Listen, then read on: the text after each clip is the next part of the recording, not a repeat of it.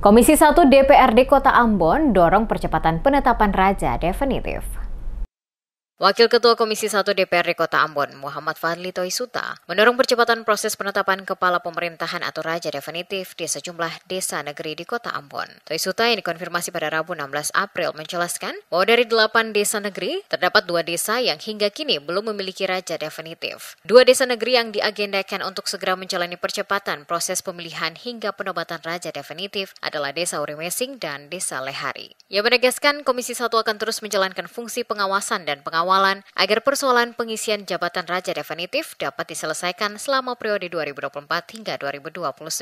Terkait peraturan negeri yang mengatur tentang keberadaan mata rumah parentah di masing-masing desa negeri, Komisi 1 akan memberi perhatian khusus agar proses penetapan raja definitif dapat segera dilaksanakan sesuai ketentuan adat dan hukum yang berlaku.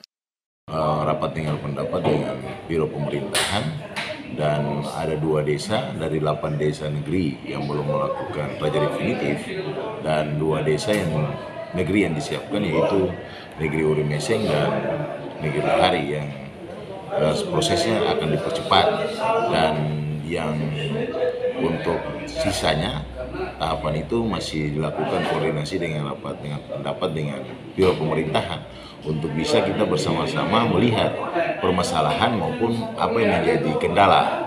Dan prinsipnya Komisi 1 tetap melakukan respon untuk bagaimana mempercepat di periode 2024 dan 2029 ini bisa raja definitif itu bisa diselesaikan. Sebagai wakil rakyat, Toisuta juga menghimbau masyarakat khususnya di desa negeri yang masih mengalami kekosongan pimpinan agar tetap tenang. Ia memastikan bahwa pemerintah akan segera mengagendakan penetapan kepala pemerintahan definitif di wilayah-wilayah tersebut.